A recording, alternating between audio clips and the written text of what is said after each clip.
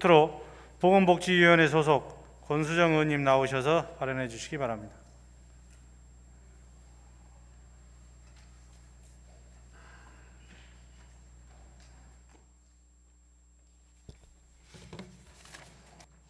의지를 갖고 살아가는 분에게는 가능한 모든 지원을 할 것입니다. 2011년 새해 오세훈 시장께서 노숙인 지원시설 방문 시 하셨던 말씀입니다.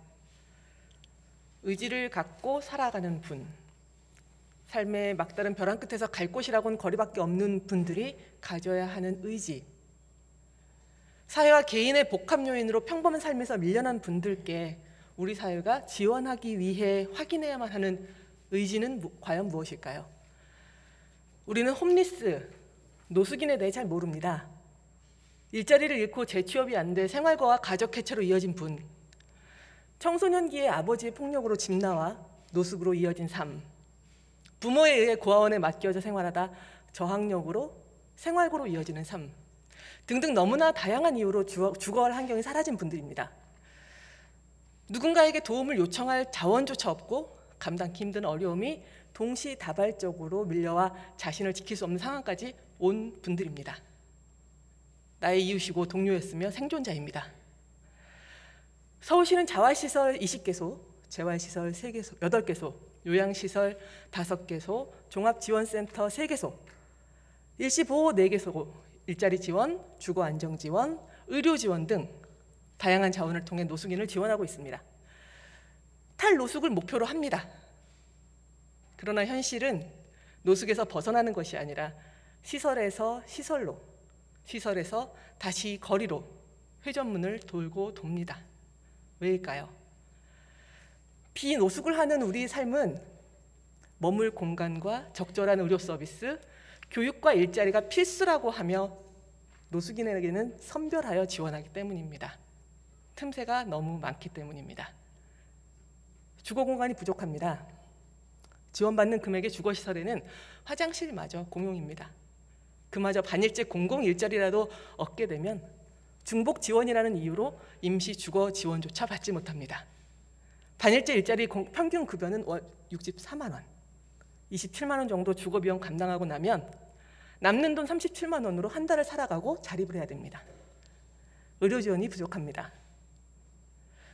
노숙인 지정병원을 코로나19 전담병원으로 지정하면서 대체 병원조차 마련하지 않았습니다.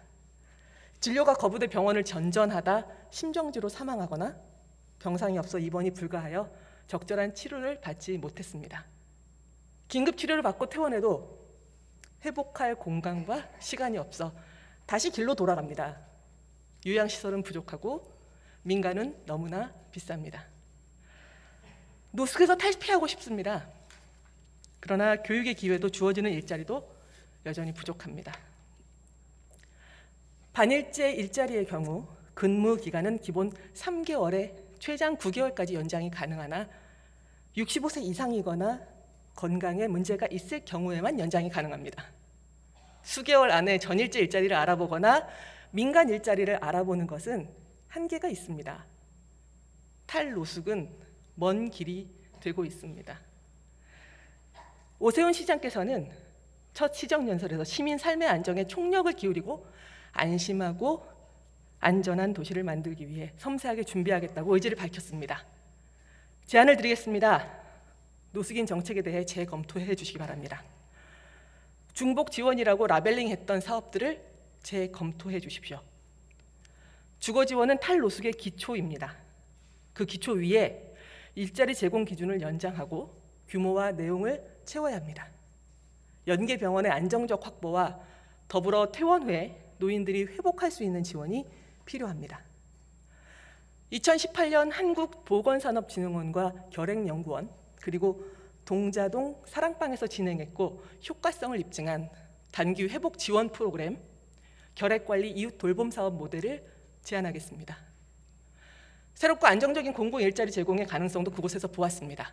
미국과 영국에서는 이미 시행 중인 프로그램입니다.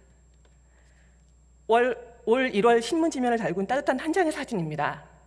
커피 한 잔 부탁한 노숙인에게 점포와 장갑까지 건넨 한 시민의 온기는 SNS를 통해 빠르게 전파되었습니다. 그러나 사진에서는 한 가지가 보이지 않습니다. 바로 국가입니다. 코로나19에서 우리 사회의 가장 취약한 부분이 곳곳에서 드러났습니다. 거리의 삶은 더욱 가혹합니다.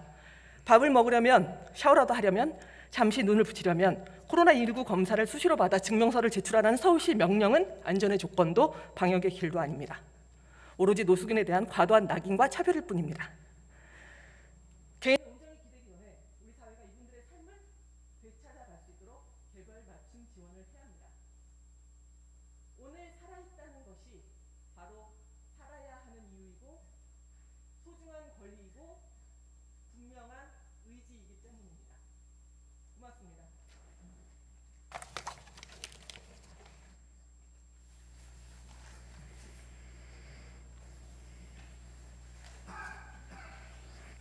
예, 권수정 의원님 수고하셨습니다.